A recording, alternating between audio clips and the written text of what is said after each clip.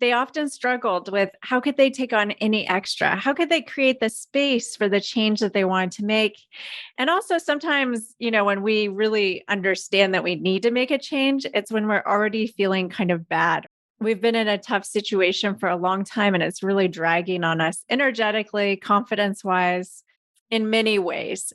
So at that moment, it's so important to have the energy to move toward what you want to change. Welcome to Leap Like Me, the podcast that helps you to be bold in life, to stretch what's possible, and find more adventure, joy, and purpose along the way.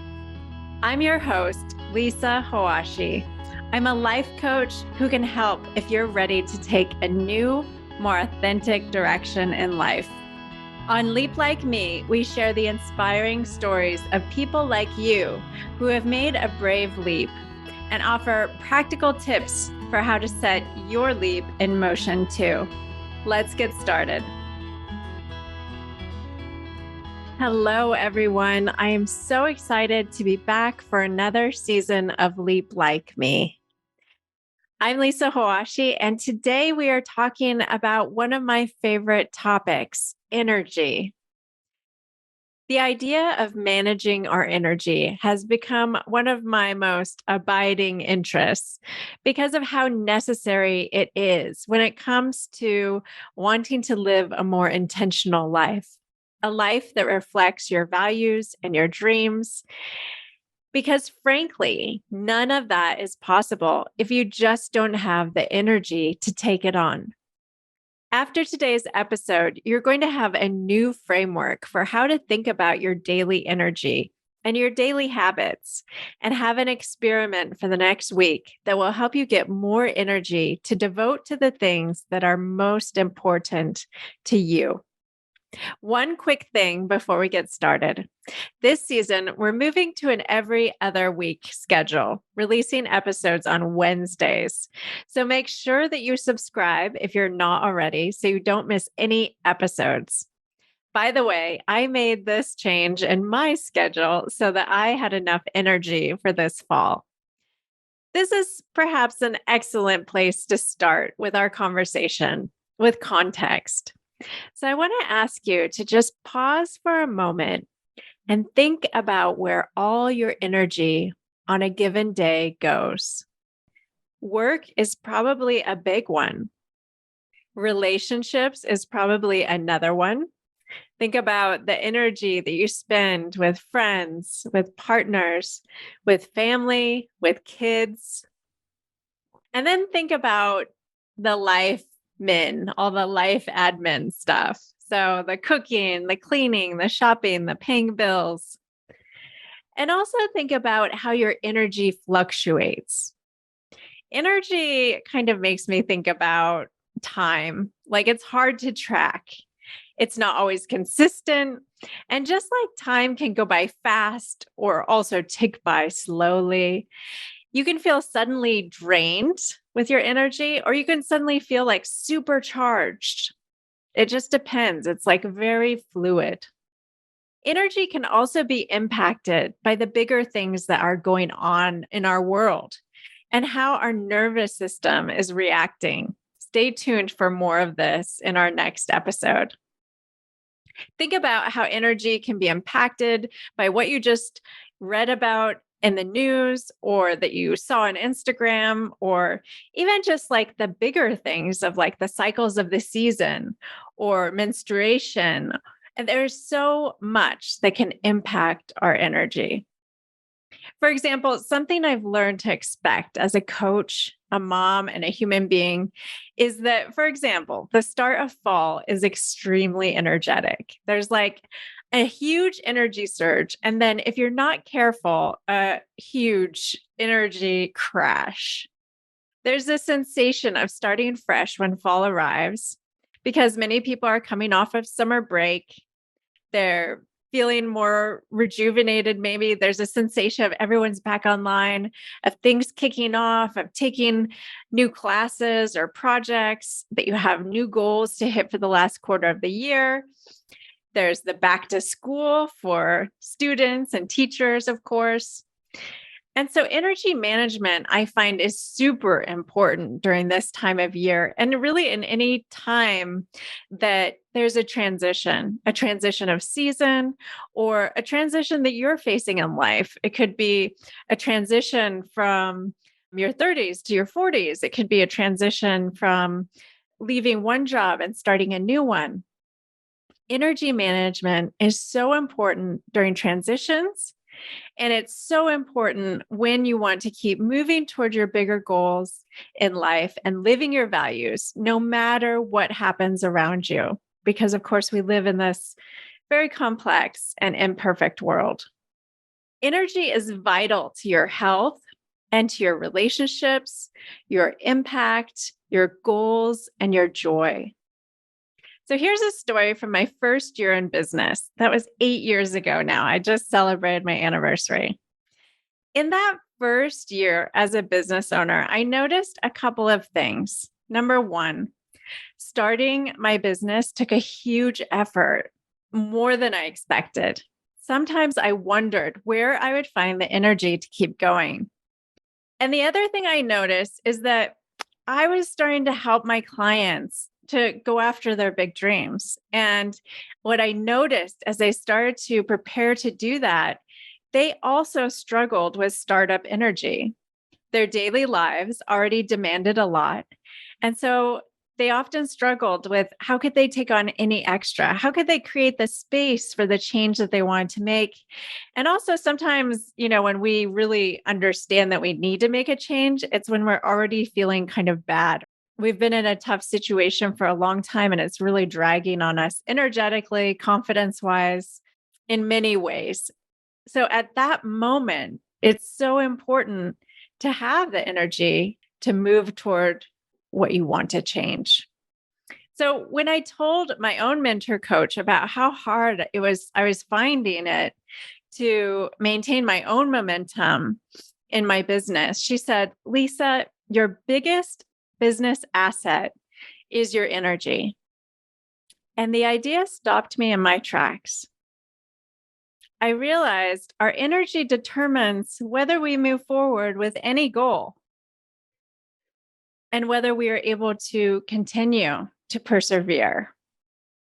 Your biggest life asset is your energy. So, what does this mean? That in order to live the life that you truly want to lead, you've got to become an expert in managing your energy. Over the years, this idea has only continued to be reinforced because now I'm not only a business owner, I've been able to maintain that, but I'm also the mama of 2 little kids. And I don't want it to take away any of these things because all of these things make up my own vision for what's a really beautiful and meaningful life. I love my business. I want to raise up these 2 beautiful humans with my husband, and I want to share my life with all of them. So yeah, as I move toward a more fulfilled life, I'm adding some pretty big things to the picture.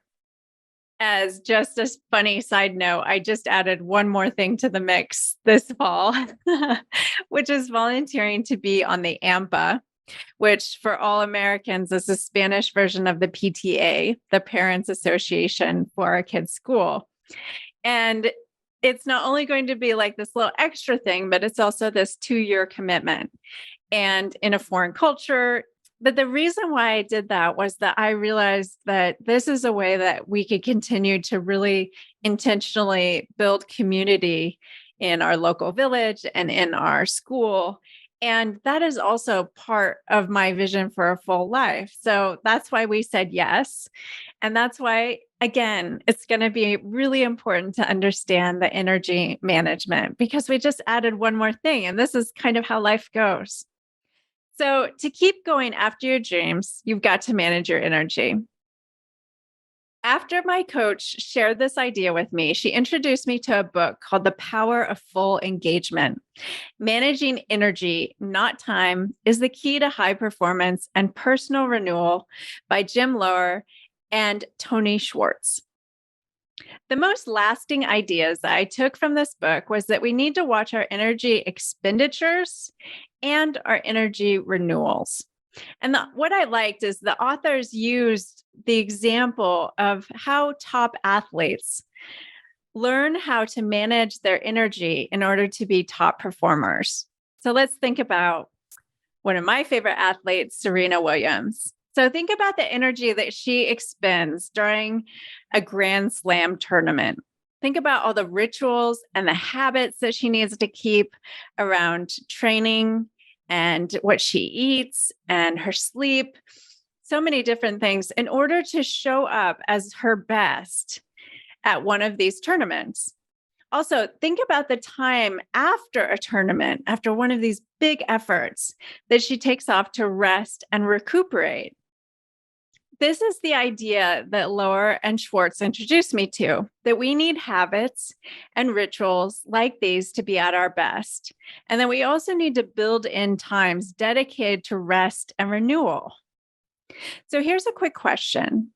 When you plan your week out, do you reserve some times that are dedicated to rest and renewal? Do you also make time for and know which activities and energy habits renew you the most? So next, as I continued on in my coach training, I learned about the work of Thomas Leonard, who is one of the founding contributors of the coaching profession today. He talked about energy drains, which he called tolerations. So tolerations are anything that you're putting up with, things that are less than ideal. A toleration could be something as small as a dirty windshield or as foundational as not making enough money to make ends meet. When I learned about energy drains, I started seeing energy management as a sort of two-sided coin. On the one side is everything that gives us energy and renews our energy. And on the other side are the energy expenditures and drains. So today I'm going to give you an exercise at the end of this episode to help you cultivate the habits that renew and add to your energy. But before I do that, I want to also pause to talk about energy drains.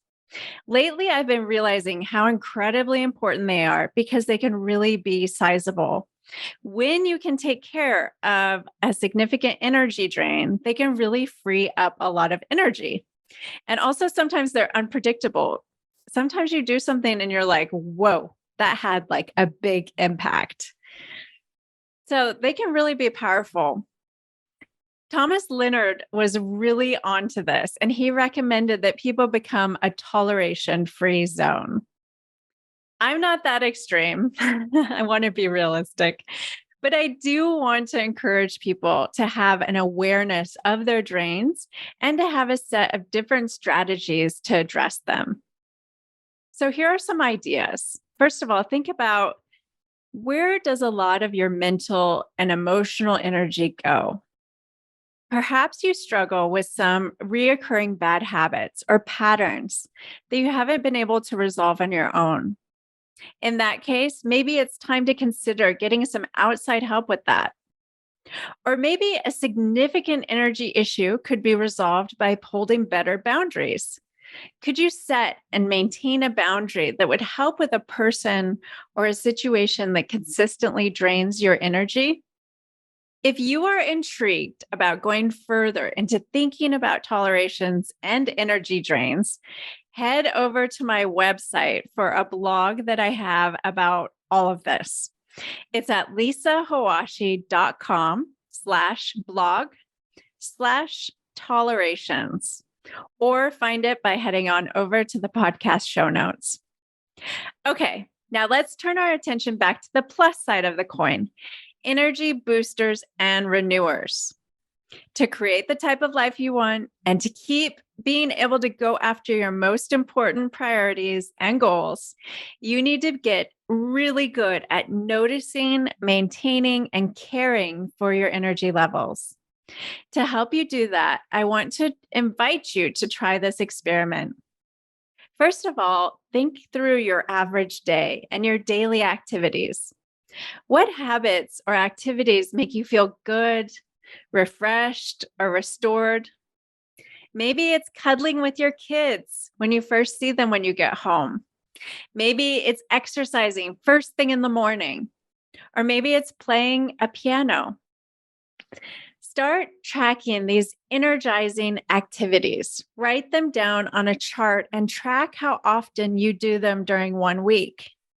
So on your chart might be yoga, playing words with friends, going to bed at 10, turning off your laptop at the end of the workday.